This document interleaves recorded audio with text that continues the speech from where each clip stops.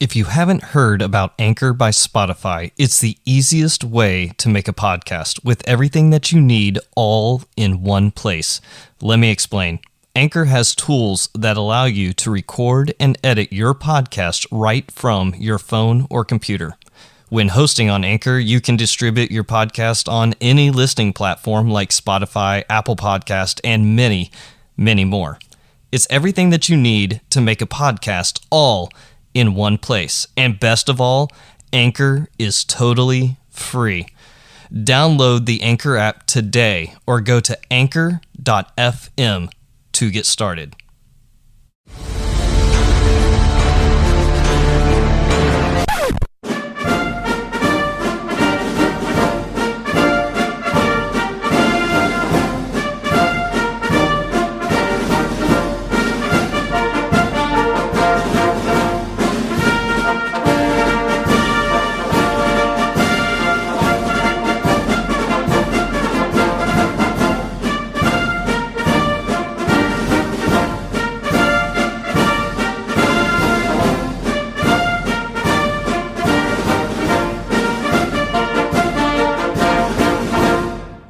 From Battlefield Studio Alpha, welcome to the Wartime Leadership Podcast, where we explore what spiritual resiliency looks like from different perspectives.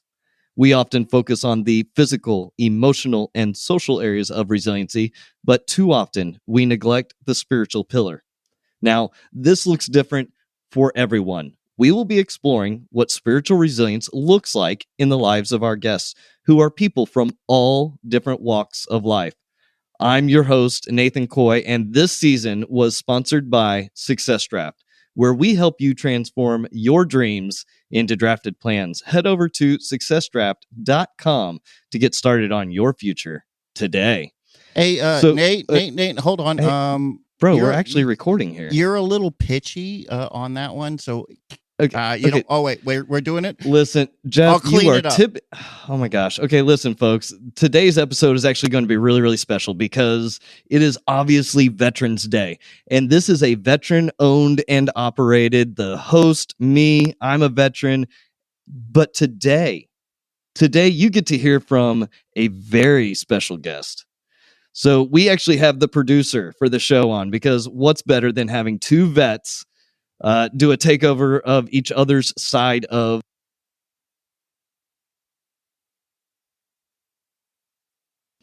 Sorry, we had a little bit of technical difficulties there. We're back with Nathan. Yeah, this is really weird because it only screws up when the producer's on. That's true. I mean, I'm not usually on here. Listen to my voice.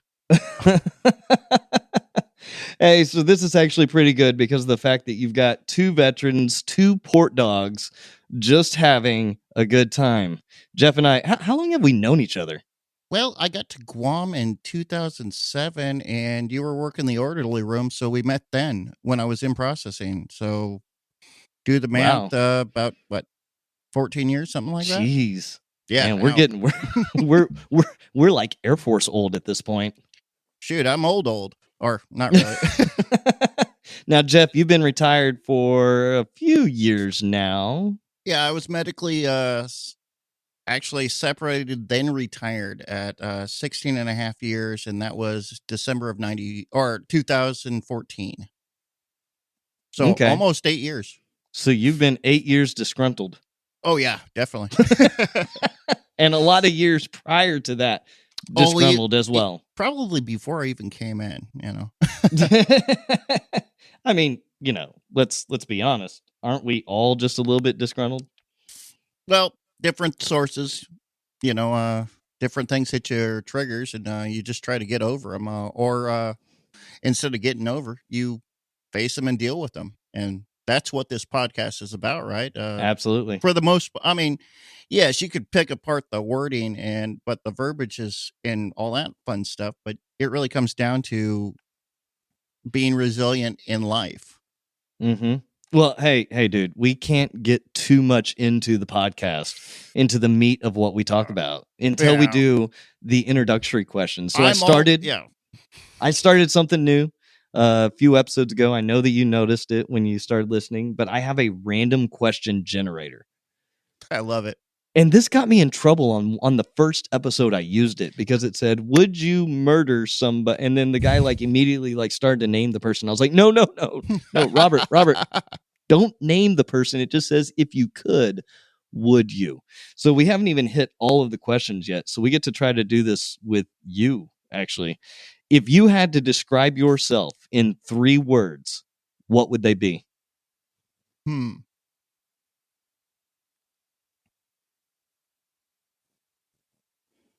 know it's hard to come up with those. Freaking wicked dude.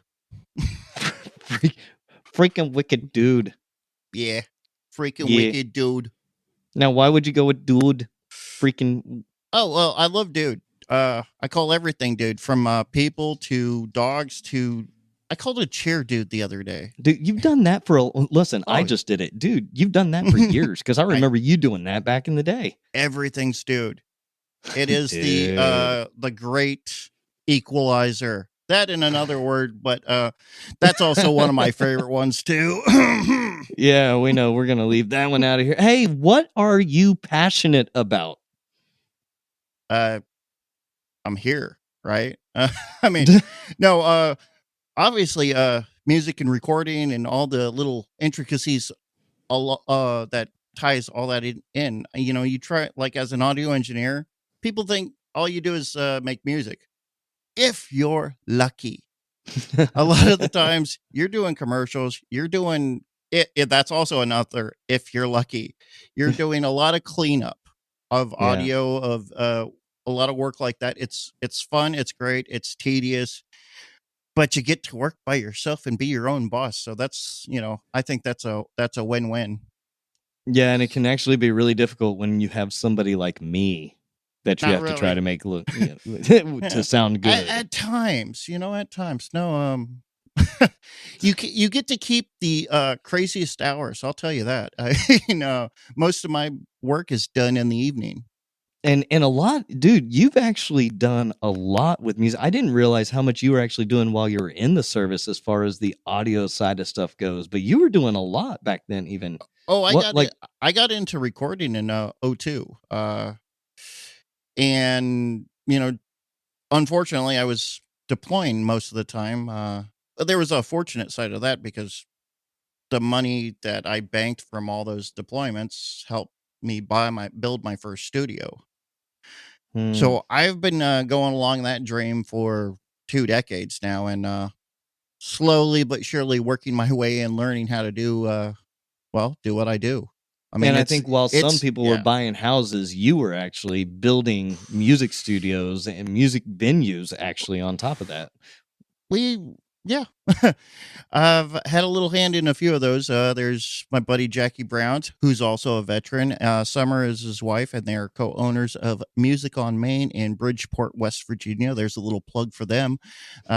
Helped build that place up about a year and a half ago. Fantastic. The cleanest venue I've ever seen. It could be a bummer, but it's no alcohol and it's all ages. So anybody can go. It's like I said, great venue, awesome sound. I mean, Jackie and I both graduated from the same school, and we know our stuff. Well, and I think it's very important, even in the music industry, to be able to have all ages be able to actually come to a venue, because too often you don't see that.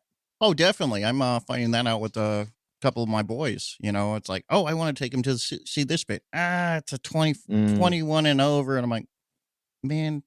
And then you're stuck seeing bands. now, Music on Main, though, it actually has a really nice entrance to it. It almost looks like one of those old 1950s storefronts with that you used to see jewelry stores and whatnot. It's a great storefront. I mean, it's changed hands. It was a library at one point, or they were hoarders for National Geographics and a bunch of other books and magazines, because when we cleaned it out, it was an undertaking, a lot of mold, I got wicked asthma, and I was walking around with masks and long shirts, and it was 100 and something degrees out with the humidity of West Virginia that just kicks your butt. Yeah. But we were having a blast. I mean, you're literally building something that you're putting your I cut myself, so blood, sweat, and tears into everything, and it's like, man, this is awesome.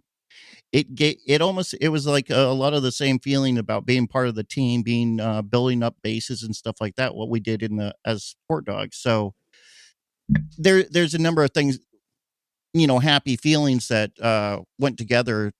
So, you know, big ups to those guys. Yeah. They made the dream happen. Yeah, and the really cool thing is, in watching you do this over the years, you see you build it up, and you're right. It is. I think that when we get out of the military, or when I retire from the military, I think the one thing I'm going to miss most of all is the family aspect of it all. Yes, but it doesn't have to be an end all be all. Like as you can see, we have wonderful things of social media and able to keep in contact, and sometimes and there's a good and bad of that, because sometimes you got to keep an eye on folks, and not an eye, but you just keep checking up, because some people are having a harder time than you, and everybody has a different journey when they get out. I mean, it's not a cut and dry thing. And I had to take a number of years off, and not everyone can, just take that time off, go back to school, and figure out what they want to do when they're hitting middle age, Yeah, and I've seen the relationship between like you and Brian, and you and a few of the other individuals that we know just continue to foster out. In fact, a couple of weeks ago, you were with him in Aurora, Colorado, there for a little bit. Actually, last week, but yeah. Well, last week, feels like ages ago. I know. No, it's these friendships we've built and fostered over the years. Man, couple decades. You see, they don't go away. They are family. I mean, those bonds are bigger than in my opinion, most of your blood relatives. Yeah. Well, and that's very true. I mean, I actually enjoy the fact that when I was planning on putting this podcast together, and of course, I didn't know how I was going to do everything at all, because as you know, Geoff, like I don't know crap about audio. You had to adjust my mic for me from, South Dakota all the way to here. But just the fact that I put a picture of a microphone on there and put other stuff, and you were like, "Hey man, would you like me to work with you on that?" And I'm like, I didn't even know that you were in the recording business. And then all of a sudden, it's those little connections from age old. Oh, I'm terrible about advertising. I need to do a better job about. Or you're really good about it. I keep busy, but I could use, better comeuppance, Oh, absolutely. Well, there's probably going to be some work coming your way from one of the groups I'm a part of, or Iconic Speakers. Yeah, I mean, I just gotta not drop the F-bomb, Well, I love working with you, Nate, because we are even though we are very different, we do have many things in common, and that's the great thing about the military. To circle back to that, it's like, yeah, you were in there with people from all walks of life, and it didn't matter. I mean, it's almost testament to, and it feels kind of bad when you get out and you see this, how everybody else walks, and you're like, man, can't we just be a little bit better at getting along like we did? I mean, you don't even have to get along. You can tolerate each other and just not, you could be good, or just be decent. Yeah, exactly. And, I think that one of the most amazing things that I deal with on a daily basis with my team that I've been able to see is we do a diversity day where we focus on diversity in ALS curriculum. Yeah. And what I actually have the students do is I have them come in civilian clothes. So that's cool. Before I bring up the point of, hey, what do you think the person next to you wears when they're not here? Like, I mean, you look at somebody and you go, I think we did something like that in ALS when I went through all of 19, almost 20 years ago. But Good on you. I like the change up with the civilian clothes. I mean, Yeah. that adds another thing because I think I remember them asking, what is this? What do you think this person wears? And I'm like, we're getting on a line that could be crossed, but it ended up being really great. I mean, you got to know each other, and I've dealt with different team building aspects like that in the past in the civilian sector. So it's kind of funny that you'd see some of the beginnings of that start in the military, 20 years ago with the diversity training. They're like, you guys did that? Oh, we started that.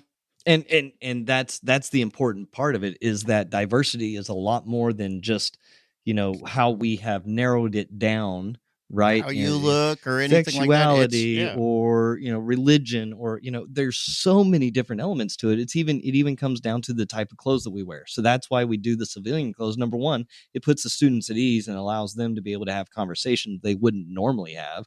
And number two, it allows you to see that person from a different perspective.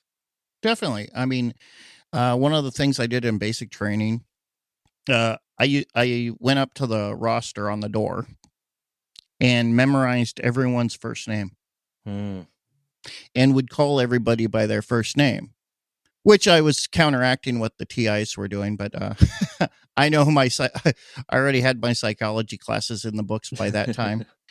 And so I figured, when you call somebody by their first name, you bring a little bit of human, their personal person back to them.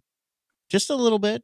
They give you a smile, maybe a pat on the back, and then you go on your way. But you gave them that individuality back, just enough. Not enough to mess things up, but enough to give them like that hope, especially in the first and second week when everybody wants to quit or you know what I used to do with the first name thing? What's that? Yell at people for using them. I know. But in all seriousness, actually what I used to do is I would actually tell a joke a day. That's I good. would take them into the day room and I would do a joke a day, just because if I could still see a smile on somebody's face, that meant they're still human, or they're still inside there. And they haven't given up. Yes. And yeah, there's a tightrope of basic training throughout the years and how we can view it. And that's a whole podcast on its own. Oh, absolutely. I mean, I'd love to pick your brain on that, but we've got other things to talk about. Oh yeah. No, I've got a question for you. Oh crap. All right. We just finished putting out the 37th episode. So far, what was the most unexpected moment in this podcast history in your mind? The most unexpected, like an unexpected answer, or how you thought it was going to go, but it went a totally different way, good or bad. I'm just curious. I'm going to have to go with Jeff Johnston. With the podcast I did with him. He's the one that was the mental health specialist and was about to start on a nationwide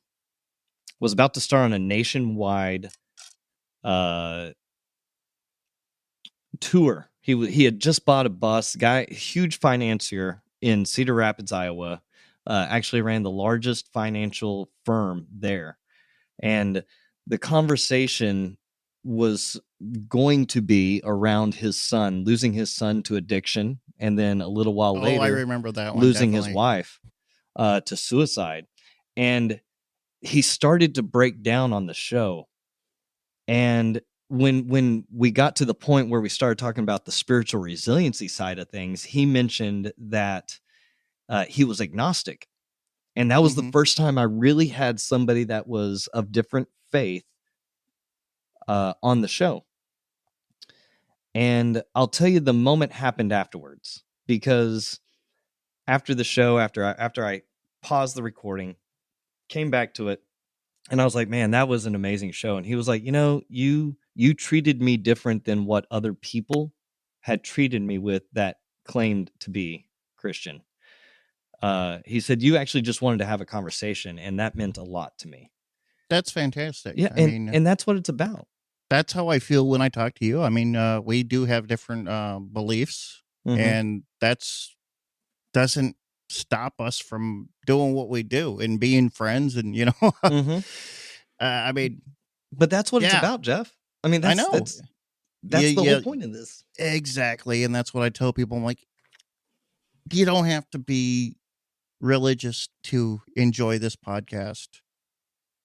You might pick something up and you might figure something out, or you might just hopefully you get enjoyment and might laugh a few times. Yeah, I enjoy the relationship side of it, right? Like, Oh, definitely. because you get to create and cultivate. And Robert, who we just had on this last episode 36, that released this past Tuesday, he was another one that he and I just started talking and had like an hour-long conversation beforehand. And I was like, oh crap, I never hit record. He was like, oh, we're supposed to record today. And I'm like, we've been talking for over an hour, bro. And he's wanting to go and actually start doing seminars and other things where people come to learn about specific events in history at the locations where they happened, and do like Cool. in-depth type of resiliency training in those environments. So, but that definitely Geoff Johnson was that one that had a I kind of got you. I remember you calling me afterwards, and we discussed that for a little bit. I was just curious. I figured our listeners might want a little peek behind the curtain, and I think that's what this whole episode is. Let me do the sound effects. Yeah, we don't do sound effects. I brought it up. We're not that hacky. No matter how much we want to be. Okay. Back to Veterans Day. Here's one. You obviously know what it was called before Veterans Day, right?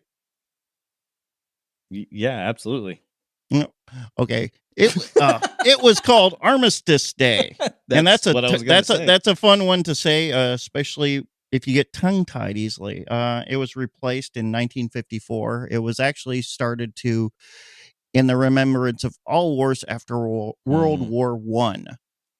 So, and the basic explanation for it is honoring all who have served, living or dead.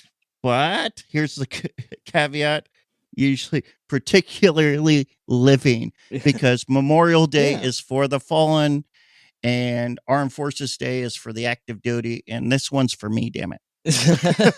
Well, and I think that so many people get confused with it, like on Memorial Day, whenever they're like, hey, thank you for your service, and you're like, yes, but I'm not dead. Yeah, let me go talk to my grandpa. Oh, yeah. Too soon?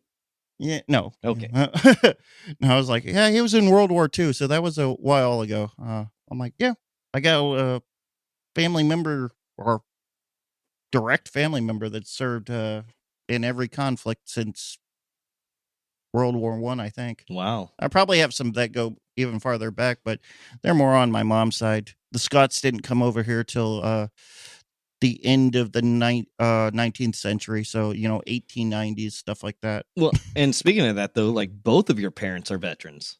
Yes, my mom and dad were both in the Army. Yeah. And yeah, they have some stories too. Oh, I can imagine. That might be a good episode to do. You want to pitch that? I thought about that, but I'll talk to you about that off air. Okay. Too easy. That's a resiliency question on my part that I don't want to get into quite yet. Yeah, I get that, Geoff. Hey, so what's been your favorite episode thus far? Oh, I've liked several of. I should have written them down.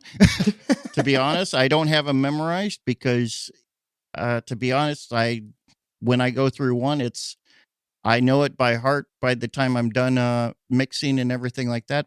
But it's a brain dump by the time I'm done.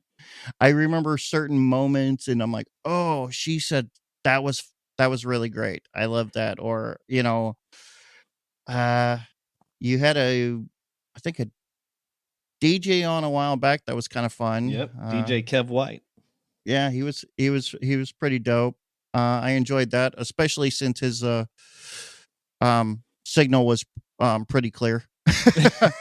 Touche. Well, I'm not listening to the content. I I'm know. listening to the sound and where people are peaking and valuing, and that doesn't really translate too well with, oh, did you like that one? Well, they sounded good and they kept their levels well, and that's fine. Yeah, but the show. Was I was supposed to listen. I was listening. Yeah, you've been listening. Yeah. Yeah. No, I can tell you, I haven't had any that I went, oh, I don't like this. Oh, just wait. There might be a couple out there. This might be one of them. Oh, come on, dude. No, we both have great equipment. It's going to sound wonderful. Oh, I'm not talking about that. I might actually listen to it. No, probably not. Who am I kidding?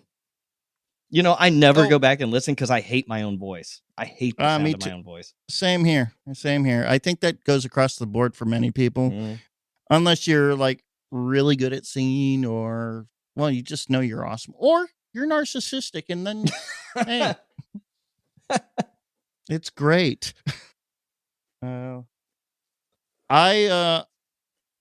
don't have to go through these by any means, but I pulled up the James Lipton questions. Oh boy. There used to be a show that was hosted by this wonderful man. He's passed, James Lipton, and he'd interview actors, and it was fantastic. Fantastically good and bad, depend on how you looked at it. Well, it depends on how you were looking at it. What is your favorite word? No, that's one of them. It's not my favorite word, actually. Yeah, it goes, what is your least favorite word? And for what reason? I don't know. Okay, here's a great one. What profession besides your own would you like to be doing or like to try? Oh, wow. I think that I would want to. Ooh, wow. I almost want to be a paramedic. I looked at that a while ago.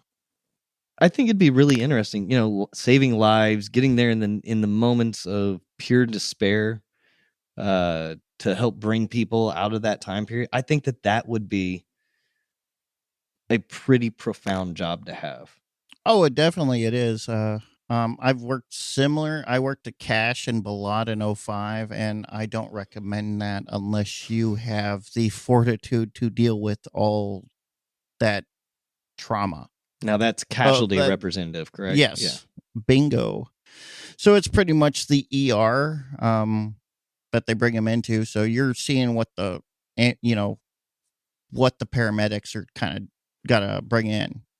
Nah, that sounds terrible, but yeah, you know what I mean. And that'll either get you pointed toward medical field or straight out the door. Mm-hmm. Well, yeah, absolutely. Me, I was kind of tossed because I found it fascinating, but I was already working a 12-hour shift and then going to volunteer, so it was not the best thing for my mental health, and we were getting attacked quite a bit. Yeah, well, it was blood during the heavy days. It was a rough year. Yeah, 2005 was a fantastic year. They called it Mortuary DeVille. Did you get a T-shirt with it? No, I never got a chance to actually get out and buy anything too cool. I was too busy working Air Terminal Operations Center. So you have your past in the Air Force is really, it's different than I think a lot of people look at the Air Force and they assume. So why don't you give us a little bit of your background for what you have done and where you've been in your career? Oh, that's a long. Well, that's how you start. That's a long story, Nathan. Yeah, a long time ago. Little quick. Okay, I joined in '98. Worked. I went to Travis as my first assignment. Worked cargo processing, which pretty much you can drive forklifts and unload trucks and put them on things called pallets, which are big metal sheets. You pick things up, you put them down. And you put them down, and you then, yeah. and you do that over again for the foreseeable future. There were some times during that it got interesting. And during that time, I went to Germany, my first TDY in 99 in support of Kosovo. Wow. Where I got to partake for my first time legally. So I was happy. And we were working 4 and 312s and taking the, train and stuff like that all over Europe. Wow. That was a blast. I mean, they're like, oh, you supported Kosovo. Yeah, we supported. That was when you just went there to help out another branch or side because they were swamped with tank tracks and such. They were just moving a lot of stuff. I went to PAX in our passenger services in 2000. Worked there.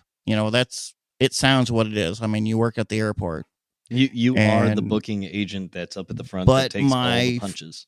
Yeah, my best time, I've talked to everybody that's been part of this team, says our time there at PAX was our favorite time in the military. And this is like over a dozen people with different years in. So it was a magical group, Shout out to Chris Peters and Mike Barraza and a bunch of those fun people. But also 9/11 happened when I was working there, and that's a whole that story is for a different podcast. But started deploying, and I was locked in to go to Prince Sultan Air Base. Back before war type stuff happened, you'd get notified to go to PSAB like 90 or no, like months, like a year in advance. You knew you were going. So I tried to get out. I'm like, I got to go to, because Travis was going to Afghanistan first. I'm like, all right, we got to go. And they're like, nope, you're going here. And then I came back. I got sent to Pakistan and then Uzbekistan and a bunch of other stands. And then next thing I know, it's 2003 and I'm being sent to open up the first base in Iraq. So you end up stacking up deployments when there was no buckets. But you can, those are specifically manned or cordoned out times. Yeah, you knew exactly when you were going to deploy. You knew how much time you were going to have back. Not rotation, back, but not then. Not back then. Yeah. It was, hey, you come home. They're like, hey, we're looking for volunteers. And I was saying, I'm like, sure, let's do it.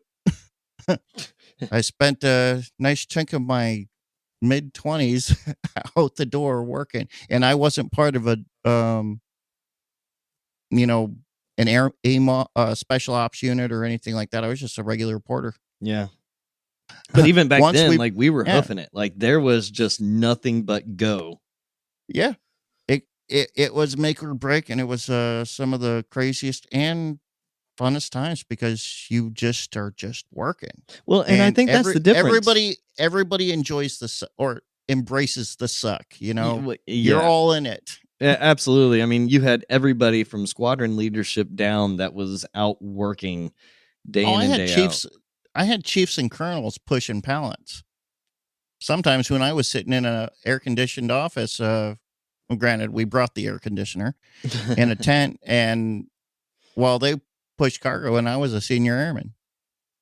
That was just my job, and nobody could do it at the time. Yeah, I ended up having to take over and learn that air terminal operations on the fly because a guy had to go home, and nobody on the team knew how to do it. Yeah. and I mean, back then it didn't matter. Like you went over there, you did the job, you got it done, and then you fixed everything afterwards. Oh, there was I love they coined the term, cowboy in it and stuff like that. And as I got up in rank, you're going through, you're like, you boys better not be cowboying this stuff. I'm like, why not? That's how you got it done. Or we used to call it 2T2 genuity. Yes, I mean, no, you're not supposed to download a plane with one person. But if they're in an 10K AT, which is a large forklift, you can It's possible. And you've got a loadmaster on the plane that's competent. Yep. But who's holding the chalk? It wasn't that way. There was no high dog. I mean, if you got crap flying at you, who's going to stop you, right? Yeah, nobody cared. But, when you get home, you're going, all right, now we got to get back to normal operations and stop it, beat, slow down. But yeah, it was a crazy time. I mean, good time along the line. I mean, I'm not going to go through the whole career. Yeah, but the one I want you to go into is the fact of you being a part of the contingency response group, CRG. Oh, that was my final bid in the service, which when was you were great. At Travis, right? I went back to Travis after Guam. Yeah, that's where Guam is where we met. After we met, I went to Iraq for a year from Guam. Then I went back to Travis and to the contingency response group or unit or whatever they wanted to call them. I think they changed it a couple of times from continuing response squadron to just making it a group. Yeah, I was part of the Global Mobility Squadron, which is not the lowest of the lows, but the grunts-ish. Actually, it's the people that open the airbase. That's really what it comes down to. It's the porters. Some loadmasters that are doing not loadmaster duty. They're doing comm. You got comm. You got this guy. You got some officer. You got what they called a TALC. Do you remember what that stands for? Man, it's been a long time. It was the bare minimum of a group to open up an airfield. And that's what we were supposed to do. I was doing it as a porter, as a strap porter, as we call it, normal duty. But this was a great gig. I mean, you got to go all over the place, but, always going to inspect units. You were pretty much the subject matter experts. Yeah, you had to be. You had to be because you're opening up a nothing. So you're basically on plane one, landing in the middle of nowhere, an austere location. Some of the hardest guys that came out as the hardcore dudes when we were on a 130, we're leaving Kuwait at we never went over 5,000 to 10,000 feet because of the heat. So this is a roller coaster ride, only a 45-minute flight, but we are rocking and rolling. We're going in, and you see some of the guys. I'm this. They're lock and loading, and we're packed in there. So the guy next to you starts going. You're like, please, and it's hot, and you're like, and then you hear the light. You see the light click on. We're landing. Great. The back door's already opening before we're even on the ground. It's getting some air, but we're landing in a sandstorm. That was my first experience to Iraq. So we land in a sandstorm. So we're dropping everything, going to, driving our vehicles off, unchaining everything, and boom, setting up our tents in the middle of a sandstorm. And I got a video somewhere with one of my buddies who had super gelled up hair that was just like Beetlejuice by the time he was done. It was not in rags. Well, 362903, throw it out the door when you get into those type of environments. Especially back then. I mean, hell, when I came in, I really pushed those. I used to slick my hair all the way back and so I could pull it down past my chin. Did you have the guys that would smoke and then go do the bike test? I was told that, but the problem is I was already a smoker and I had a high heart rate and asthma. So I get on there. They're like, we can't start this. I'm like, why? Your heart rate has to be under 100. 100 what? Beats per minute. What'd you do? Just get done running? I'm like, I just woke up. I was 20. I'm like, my heart rate's that high? Dude, my heart rate now is 60. That's my resting heart rate. Wow. And that's the lowest and the best it's ever been. Wow. I'm like, they're like, yeah. Because I didn't know. And these guys are old guys are telling me that had the lower heart rates. They're like, oh, yeah. Drink a Mountain Dew and smoke a cigarette. I'm like, that sounds counterproductive. That's pretty much Yeah, canceling each other out. I failed my first ergo test because I followed that. And you know what happened? They're like, just come back like in a couple weeks. And there was no paperwork, no nothing. They were just like, well, we don't care. Wow. That was the Air Force in the 90s. Okay. No. Wow. Yeah. See, and So I remember there's my a first little sandstorm. tidbit. I remember my first sandstorm was actually in Al Udeid. So I was in Al Udeid for 11 months for my first deployment back in 05 to 06. And I remember just like standing out in the grid yard. It's 135 degrees outside. And I'm doing a grid walk. Yeah, brand new A1C. Mm-hmm. And I'm doing a grid walk. I'm way out in the middle of Timbuktu, freaking writing down pallet IDs for things that have been there for months. And I all of a sudden like look up and I'm like, okay, why is it getting so dark? And I just see this huge wall like moving in towards us. And I'm just standing there kind of looking at it. And people are yelling at me, Coy. And I'm like, what? Like, I'm like looking over and they're like calling me in. And like, I get in the door just as like all that big, massive sand comes rushing in. Well, imagine your door was a piece of plywood when that was happening. Cause that's what we would put the plywood up for our doors because we brought plywood and tools. So our first couple of days, we were actually building. We weren't working aircraft or anything. We were building toilets or something like that. And yeah, no porta potties. So it was go dig a ditch and then build the because we had females on the trip. And yes, they do it differently than we. They do. So yeah, part of your biggest thing is, you got to have shelter and you got to build the latrines and you got to know where.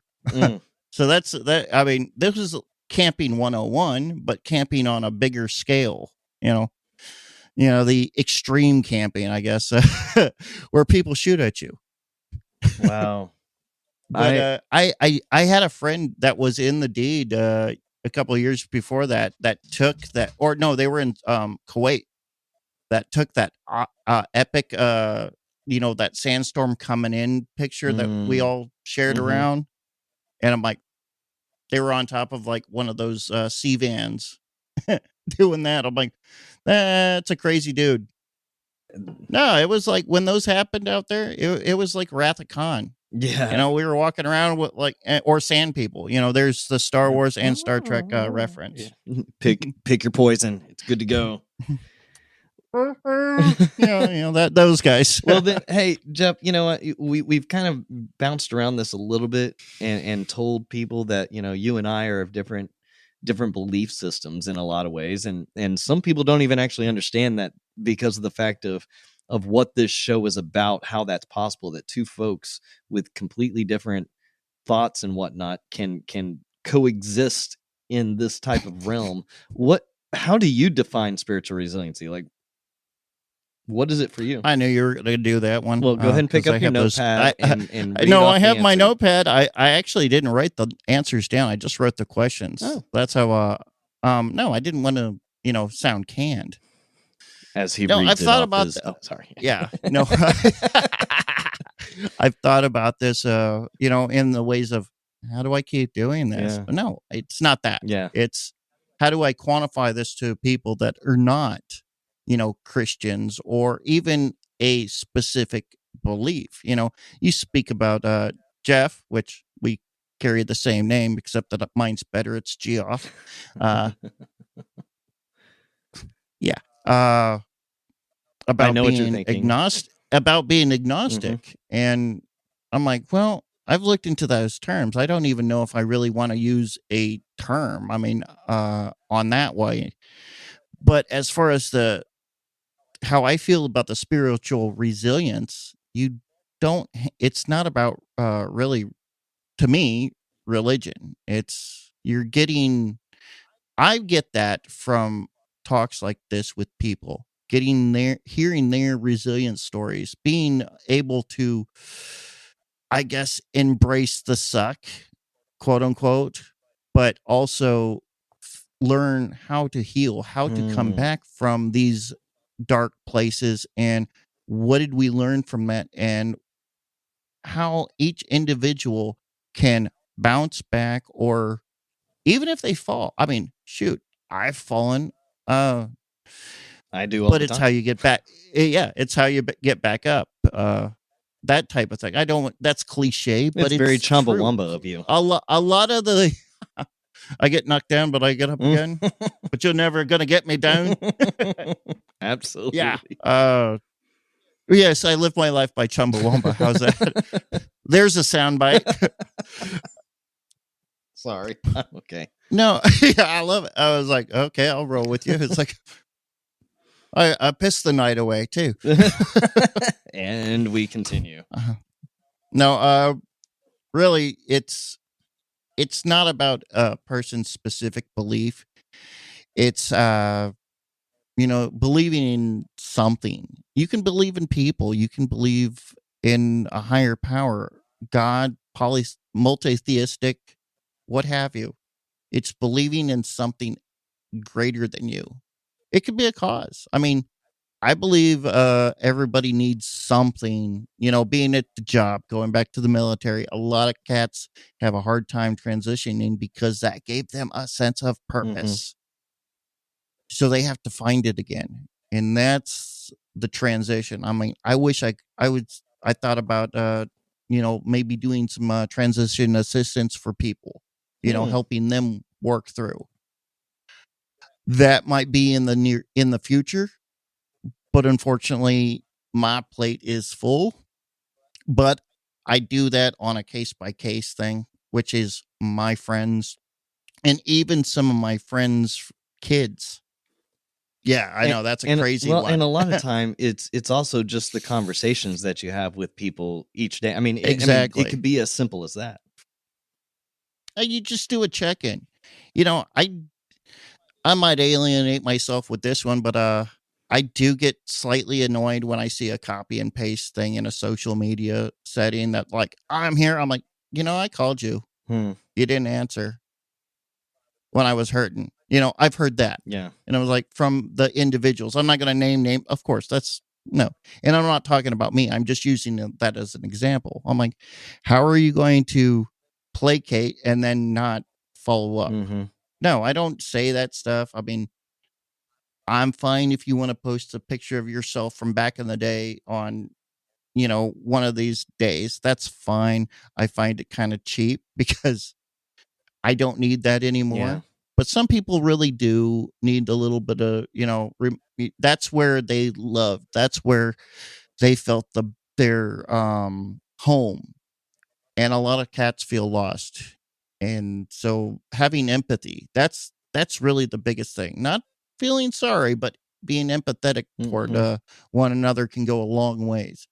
And long story, to sum it up, yes, that's my resiliency.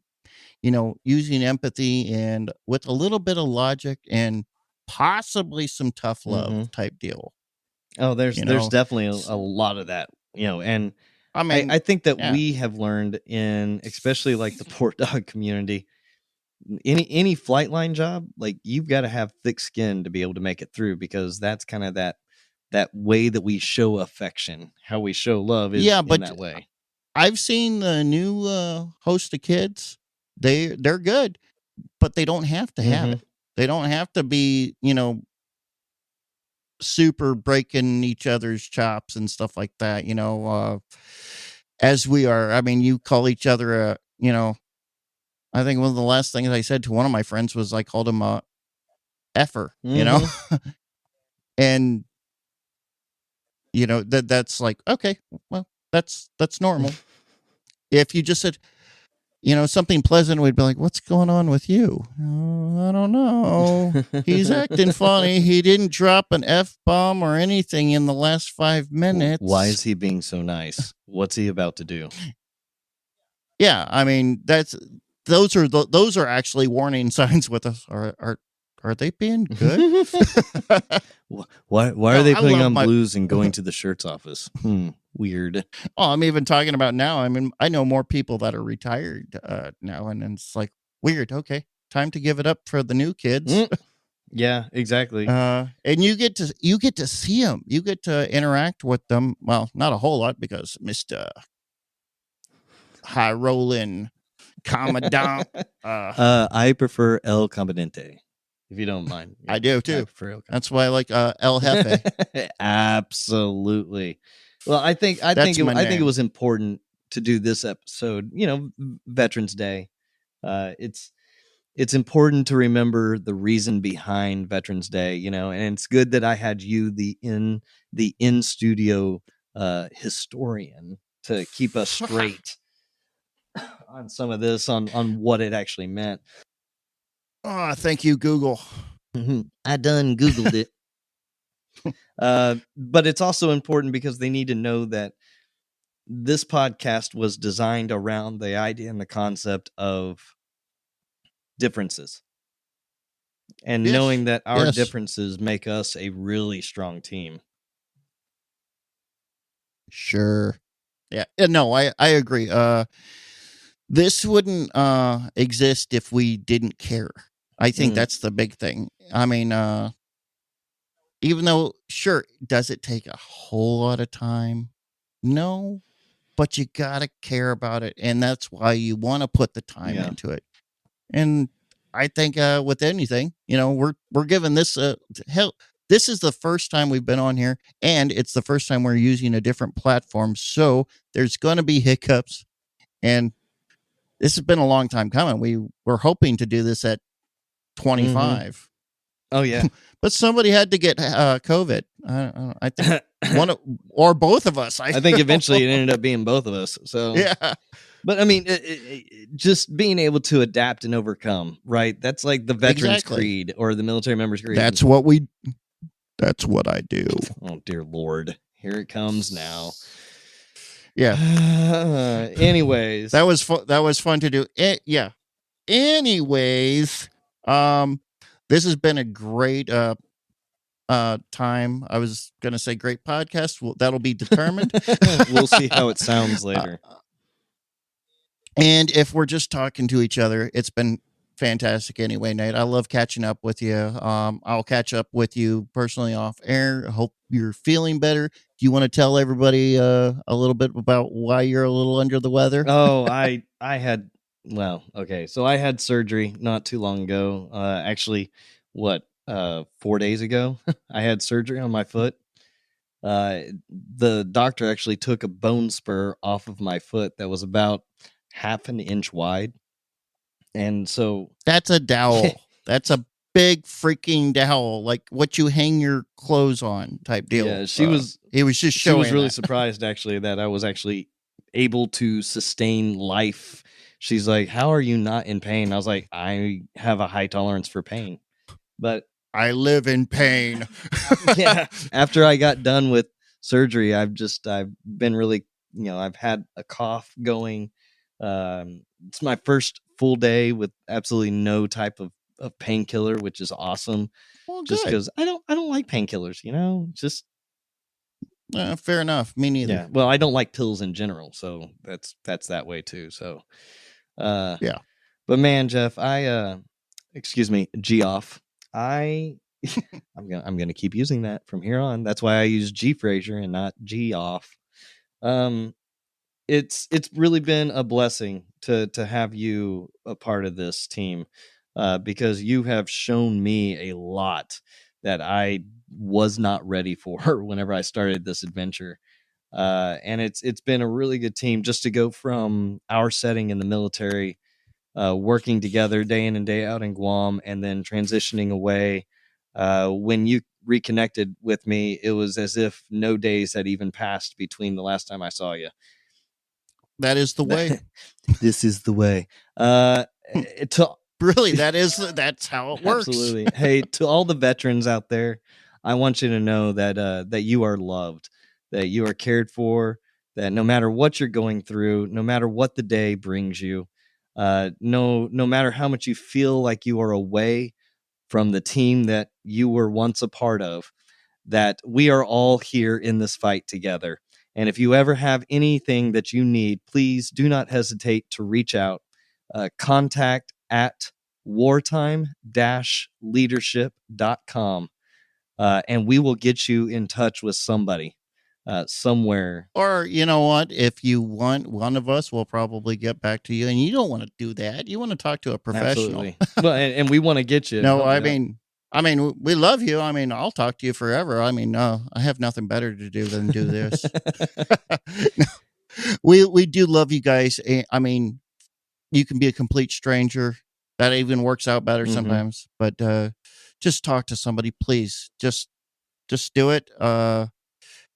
Yeah. And Nate, it's been great being on here. So let's wrap it up and give me my prompts like you always do. Today's episode is only possible thanks to my friend and producer, G. Frazier with 369sounddesign.com.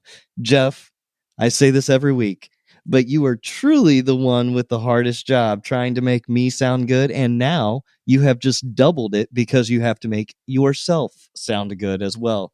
We are blessed by the entire team here at the Wartime Leadership Podcast. See you next time. Be blessed.